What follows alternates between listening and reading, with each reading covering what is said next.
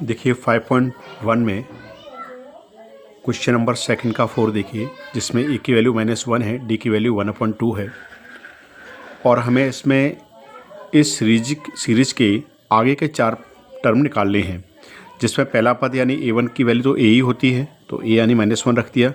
a2 मतलब a plus D, तो a की वैल्यू प्लस d की वैल्यू 1/2, 2 का -1 से करें -2 + 1 ये आ गया -1/2।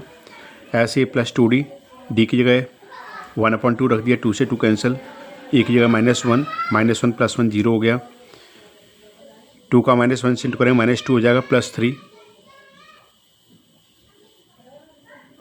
यानी ये माइनस करें तो 1/2 बचेगा।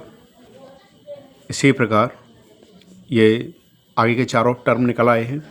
ठीक है, क्वेश्चन नंबर 5, इसमें देखिए पहला पद हमें निकालना है, फर्स्ट टर्म।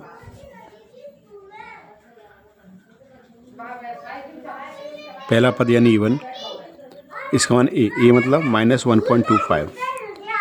दूसरा पद a2 बराबर a प्लस डी, a की वैल्यू -1.25 प्लस d की वैल्यू क्या है -0.25 -1.25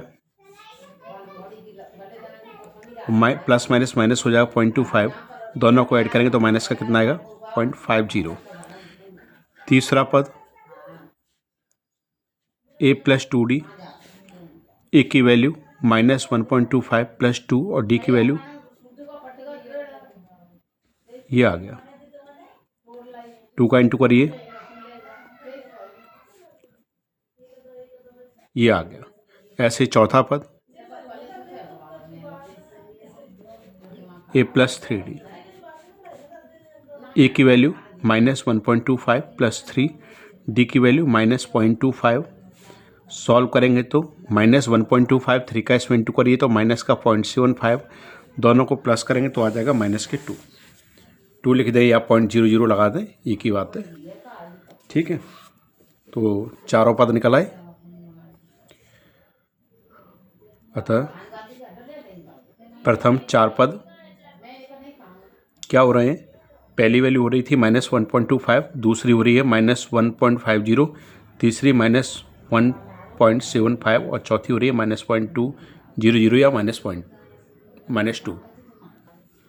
अब इसमें देखिए एपी की कुछ एपी सीरीज दी हुई है और उसमें हमें प्रथम पद निकालना है और सारवंतर निकालना है। तो पहला क्वेश्चन क्या है, एपी सीरीज का 3, 1, -1 और -3।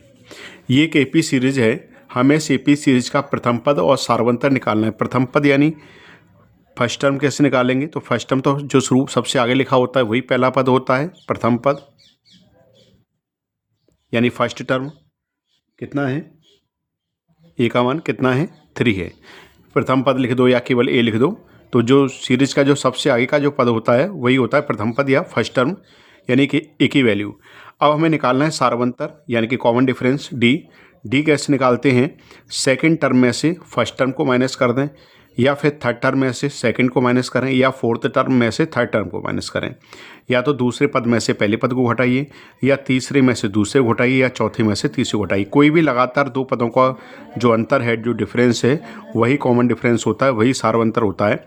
तो हम दूसरे पद में से पहला पद घटा दें, यानी a2 में से a1 घटाइए, a2 में से a1 घटाइए यानी 1 - 3, तो कितना बचेगा -2।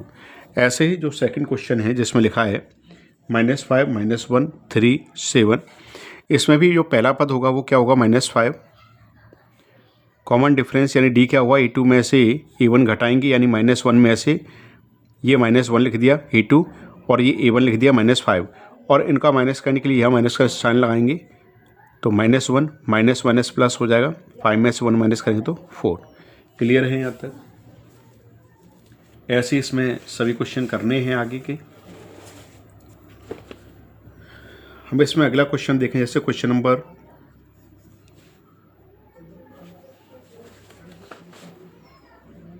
क्लियर है यहाँ तक?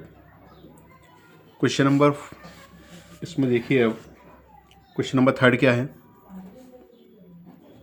1/3, 5/3, 9/3, 13/3 है।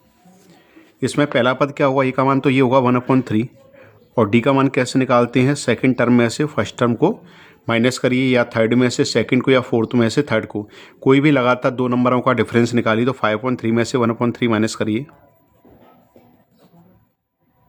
इन दोनों का एलसीएम 3 आएगा, या 5 - 1 यानी 4/3, ये हो गया डिफरेंस यानी डी का मान।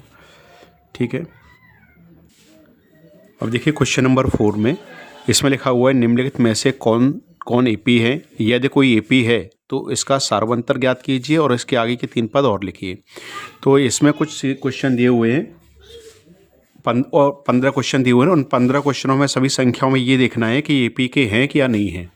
अगर एपी के हैं तो फिर इनका सार्वंतर भी लिखना है और इनके आगे के 3 पद निकालने हैं, और एपी में नहीं है तो फिर वहीं पर क्वेश्चन ख़त्म हो जाएगा। तो सबसे पहले तो इसे चेक कीजिए कि ये जो श्रेणी दी हुई है वो एपी में है कि नहीं है।